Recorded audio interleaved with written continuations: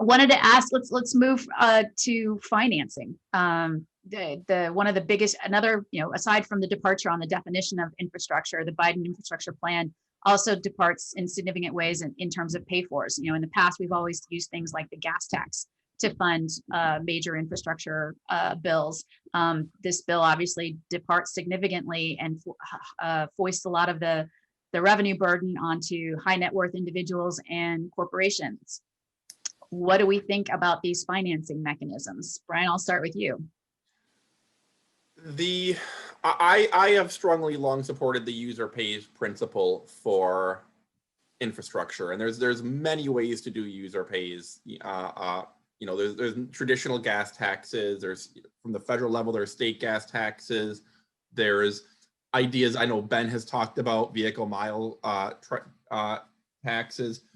There's all sorts. There's tolls. I'm a big fan of user fees and user pays. I am not a big fan of a $1.7 trillion tax increase on corporations to pay for infrastructure.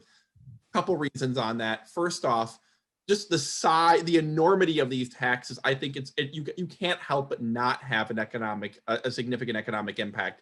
The tax hike on corporations, in terms of revenue, is 5 times bigger than the tax cut they got in 2017.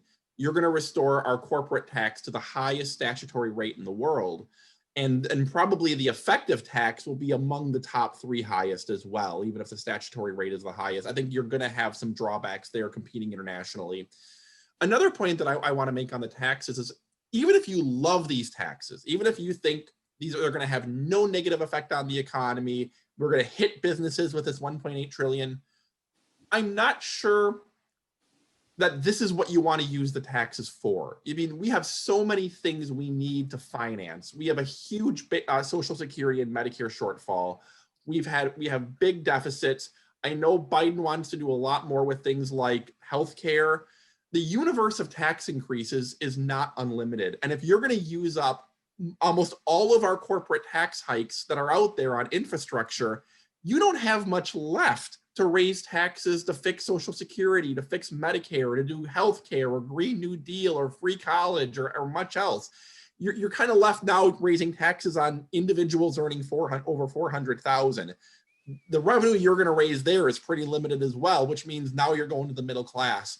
And so even if someone concedes that these tax hikes might not be terrible policy, I wish we would save them for other policies and do more user fees to pay for this.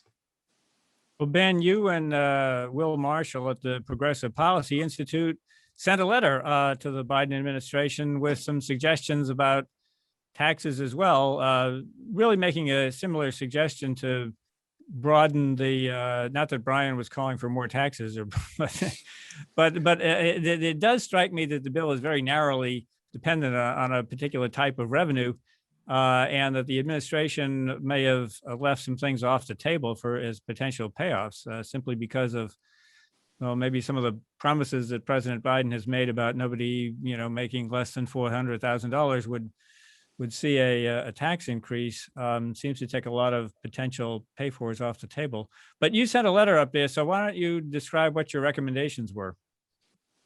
Yeah, so our recommendations were essentially to pay for or at least consider a broader menu of pay-fors beyond just the corporate tax side. I happen to like a lot of the corporate tax increases, but not all of them. I think, just for example, I think the minimum book tax has a whole host of issues. I don't know that all the international provisions are going to work the way we would hope them to. Some of the domestic production incentives. So I think there is room for better offsets. Just some of the ones we've called for on high net worth individuals who inherit their wealth. We've called for moving to an inheritance tax that is more aggressive than our current estate tax. We've called for reforming the treatment of capital gains, doing a carbon fee and some of those user fees Brian talked about, capping the value of itemized deductions, alongside raising the corporate tax rate and things like that. So I think there is a value to considering a broader menu of pay-fors. One thing I want to say, though, in response to Brian's point about us needing to use this revenue to pay for other things. We did not so we did a budget blueprint in 2019. I came on the show to talk about it. And we did not do all of these tax increases that Biden did. We did some of them, not all of them. But in that context, we did even more infrastructure and R&D spending than this bill would do. And we're able to get the national debt on a downward trajectory. And so I come at this from the perspective of, I would like to do the user fees in conjunction with infrastructure. I would like to be doing a broader set of pay-fors than just the corporate tax side. But I am not as concerned about taking, pay-fors off the table for future uses, because I think, having gone through this exercise, there is a way to do all of that in a fiscally responsible way. I don't think that we are using bandwidth here that we need for other things. But the last thing I'll say on that point is that to do that, Brian is right.